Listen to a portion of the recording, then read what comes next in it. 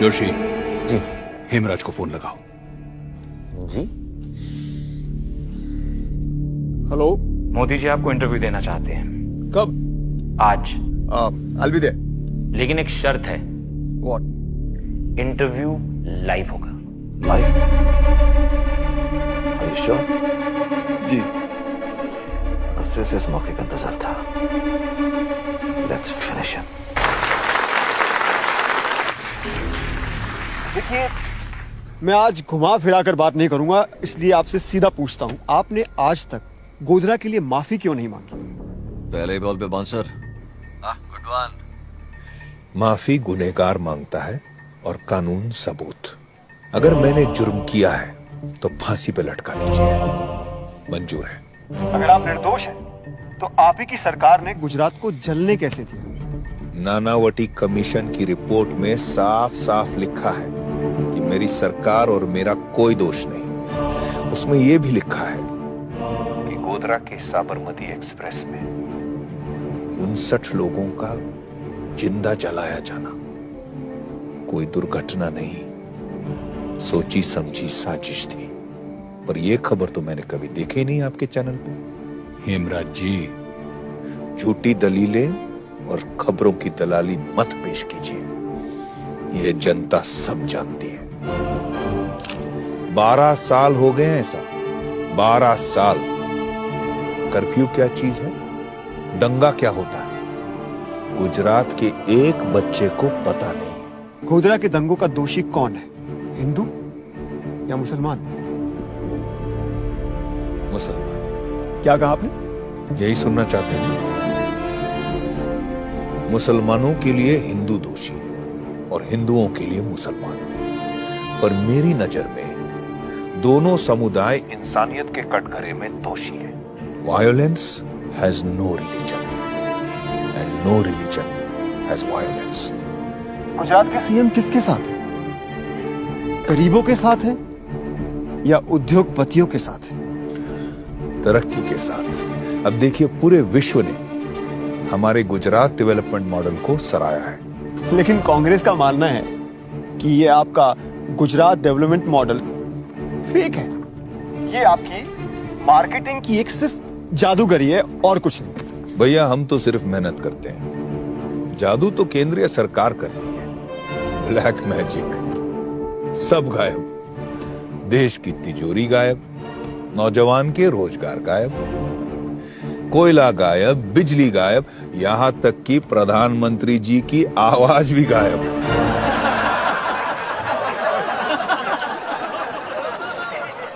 मित्रों, अब आपको निर्णय लेना है, उनका टेप रिकॉर्ड सुनना है या मेरे विकास का ट्रैक रिकॉर्ड।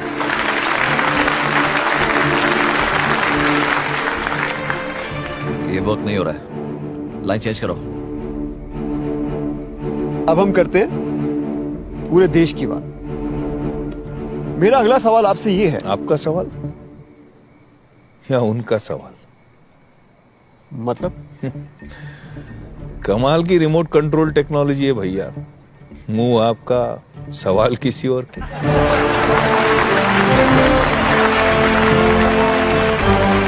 चलिए पूछिए। सुनने में आ रहा है कि अब आप पीएम बनने के सपने देख रहे हैं। आपके विरोधियों का मानना है कि अगर मोदी पीएम बनते हैं तो एक और कारगिल होगा। अगर मोदी पीएम बनते हैं तो हमारे चाइना के साथ रिश्ते खराब होंगे। अगर मोदी पीएम बनते हैं तो वो हिंदूवाद को बढ़ावा देंगे। अभी एक लाइन में तो 4 बार आपने मोदी को पीएम बना दिया। मुझसे ज्यादा लगता है आप सपने देख रहे हैं मेरे पीएम बनने के। मजाक नहीं मोदी जी, लोग सच में डरे हुए हैं कि अगर आप इस देश के प्रधानमंत्री बनते हैं तो पाकिस्तान और चाइना के साथ हमारी एक और जंग होगी। आप कश्मीर के मुद्दे को भड़काएंगे और देश के टुकड़े टुकड़े हो जाएंगे। पाकिस्तान को जन्म किस पार्टी ने दिया था? 1947 में अखंड भारत के टुकड़े टुकड़े किस पार्टी ने किया?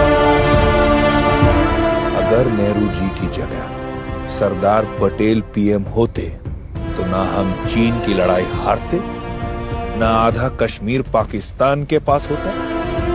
और ना ही आतंकवाद की वजह से हमारे वीर सिपाहियों के सर सरहद पे कटते।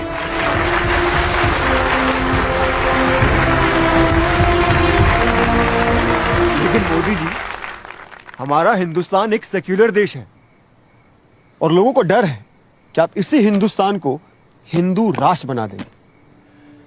आप समझते हैं हिंदुस्तान का मतलब?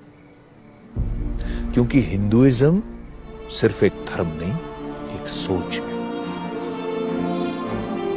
हिंदुइज्म की वजह से ये देश सेक्युलर है, क्योंकि मूर्ति पूजा करने वाला एक पंडित भी हमारे लिए हिंदू है और बुत परस्ती में ना मानने वाला एक इंसान भी हमारे लिए हिंदू है। धर्म से नहीं, संस्कृति से। सिर्फ हिंदुस्तान ही ऐसा देश है जहां नमाज सड़क पे पढ़ी जाती है और गणपति का जुलूस भी निकलता है। फ्रांस और स्विट्जरलैंड जैसे बड़े बड़े सेक्युलर देशों में हिजाब बैन है साहब, हिंदुस्तान में नहीं। पाकिस्तान का राष्ट्रपति सिर्फ एक मुसलमान हो सकता है। हिंदुस्तान में अब्दुल कलाम साहब राष्ट्रपति रह चुके। इसी को कहते हैं हिंदुस्तान, जहां धर्म से बढ़कर एक चीज है, देश।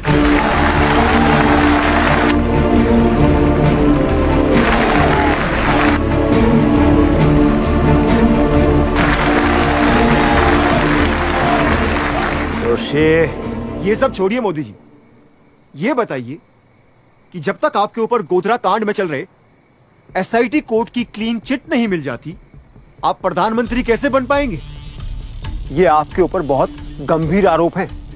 जनता तो छोड़िए, आपकी खुद की पार्टी आपको कैसे स्वीकार करेगी?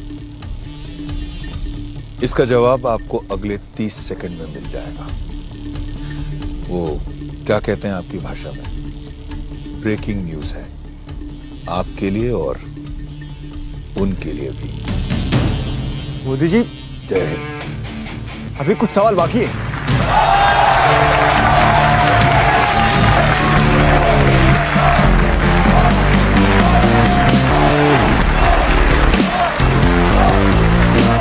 गुजरात के सीएम नरेंद्र मोदी को एसआईटी कोर्ट ने गोधरा दंगों के मामले में निर्दोष करार दिया है। अब उनके लिए अपने ही पार्टी के पीएम कैंडिडेट बनने का रास्ता बिल्कुल साफ हो गया है।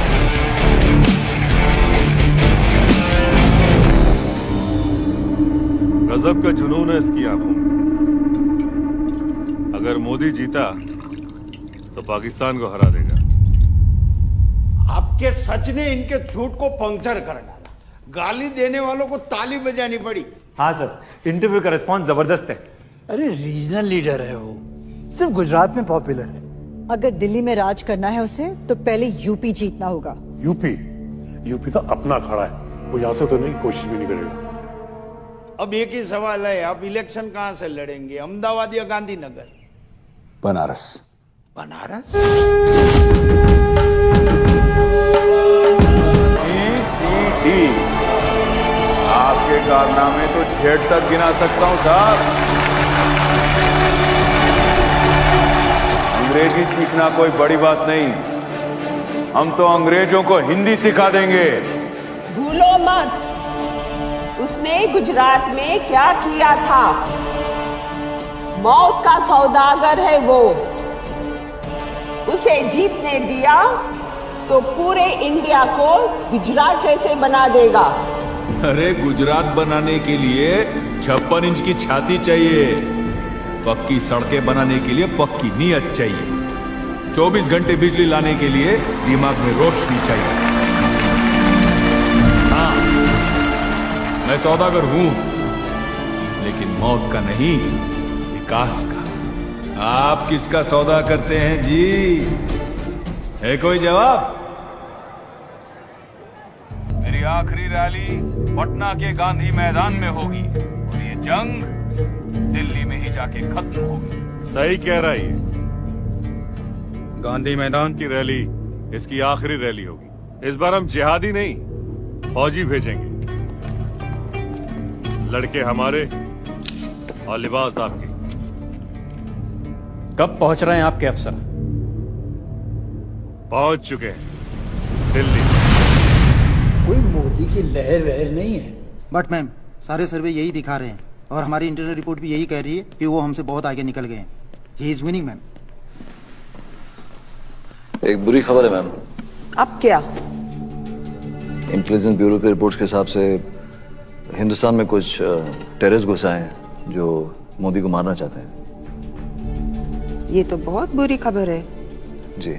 ये कोई मीडिया की अफवाह या पॉलिटिकल चाल नहीं है नरेंद्र भाई, ये इंटेलिजेंस की कंफर्म रिपोर्ट है। सर, आतंकवादी पटना पहुंच चुके हैं, खास आपको टारगेट करने के लिए गांधी मैदान पर। ये रैली आपको कैंसिल करनी ही पड़ेगी ना? नहीं,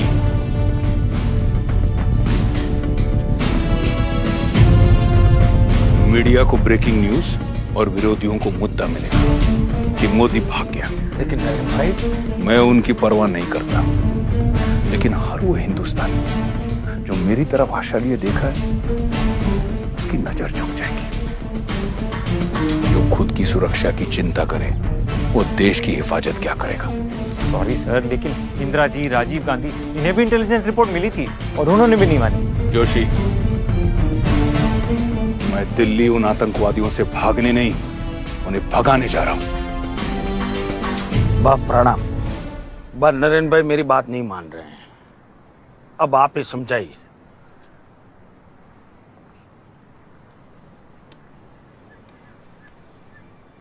प्रणाम बा, मैं बहुत आगे आ चुका हूं, अब पीछे हटने को मत कहना। कौन कहता है तुझे पीछे हटने को?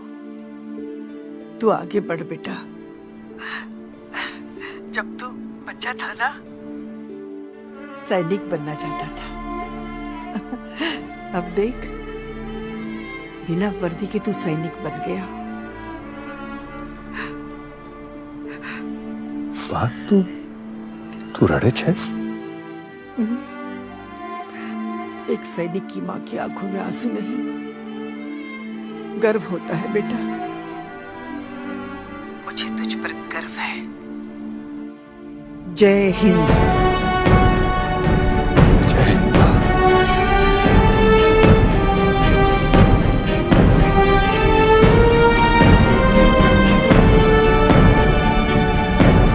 कल शाम 7 बजे पटना गांधी मैदान।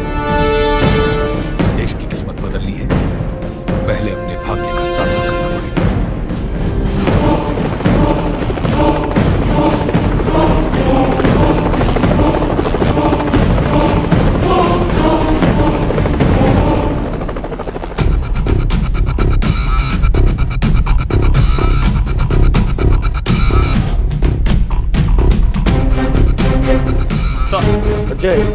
सिक्योरिटी अपडेट क्या है? सर, सारे एंट्री पॉइंट्स पे स्कैनर्स लगवा दिए गए हैं, पुलिस की तादाद डबल कर दी गई है। मैं और मेरी टीम सिविल ड्रेस में क्राउड में होंगे और डॉग स्क्वाड को मैंने ऑर्डर किया है कि स्टेज एरिया को दोबारा चेक करें। Aman Bhargava, counter terrorism security expert. आपकी क्या राय है? सर ये रैली कैंसिल कर दीजिए, थ्रेट लाइव है, भीड़ लाखों की समय बहुत कम, सिक्योर करना मुमकिन नहीं होगा। ये मुमकिन करना होगा।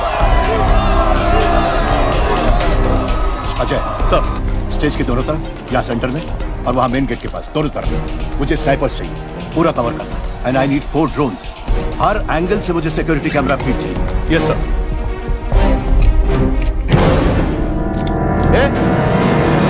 इधर क्या कर रहा है? कुछ नहीं सर, आ रहा हूँ। स्टेज पे वायरिंग कर देगी जल्दी। Okay sir. मुझे ड्रोन का फीड देना।